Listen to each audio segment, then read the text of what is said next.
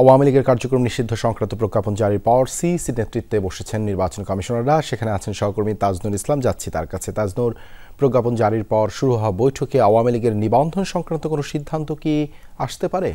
দেখুন, সিদ্ধান্ত আসতে পারে কিনা সেই প্রশ্নের উত্তর জানা যাবে তখনই যখন কিনা এই বৈঠক শেষ করে যখন কিনা নির্বাচন কমিশনার যারা বৈঠকে বসেছেন যখন তারা বাইরে এসে আনুষ্ঠানিকভাবে গণমাধ্যমে জানাবেন। তবে প্রধান নির্বাচন কমিশনারের যেই কার্যালয় রয়েছে, কক্ষ রয়েছে, সেখানে 6টার কিছুক্ষণ আগে অর্থাৎ 1 ঘন্টারও বেশি সময় ধরে সেই বৈঠকটি আসলে চলছে এবং যখন কিনা প্রজ্ঞাপনটি হাতে আসলো সবার কাছে এবং যখন কিনা নির্বাচন কমিশন এটি পৌঁছালো তখনই কিন্তু সাথে সাথে তারা এই বৈঠকটি শুরু করেছেন। তবে আপনি যে প্রশ্নটি করেছেন সেই প্রশ্নের উত্তর জানতে হলে আসলে এই বৈঠকটি শেষ করতে হতে হবে এবং পরবর্তী সময়ে যখন এসে এই সবশেষ কী সিদ্ধান্ত হলো সেটি তারা জানাতে পারবেন। তবে একটি বিষয় একটু যুক্ত করতে চাই যে বিধির একটি বিষয় রয়েছে, অর্থাৎ বিদ্যমান যেই বিধি রয়েছে নির্বাচন কমিশনের, সেই অনুযায়ী আসলে এই যে আওয়ামী লীগের যেই নিবন্ধন সেটি আসলে স্থগিত হবে কিনা কিংবা বাতিল হবে কিনা সেই সমস্ত বিষয়ে নানা রকম যেই প্রশ্নগুলো রয়েছে সেগুলো নিয়ে আলাপ আলোচনার প্রয়োজন রয়েছে। তবে নির্বাচন কমিশনের যে এখতিয়ার সেই এখতিয়ার অনুযায়ী তারা কী সিদ্ধান্ত নেবেন সেটি আসলে পরবর্তী সময়ে জানা যাবে। তবে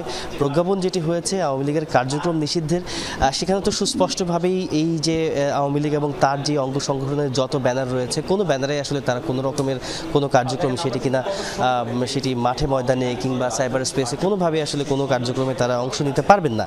সেই রকম একটি স্পষ্ট নির্দেশনা তো এরই মধ্যে সেই স্বরাষ্ট্র মন্ত্রণালয় থেকে সেই প্রজ্ঞাপনে এসেছে। তবে এখন আসলে দেখার বিষয় যে নির্বাচন কমিশন তাদের নিবন্ধনের বিষয়ে কী রকমের সিদ্ধান্ত নেয়, সেটা হলো স্থগিত করে নাকি অন্য কোনো সিদ্ধান্ত হয়, সেই বিষয়টি আসলে জানার অপেক্ষায় রয়েছেন সংবাদকর্মীরা।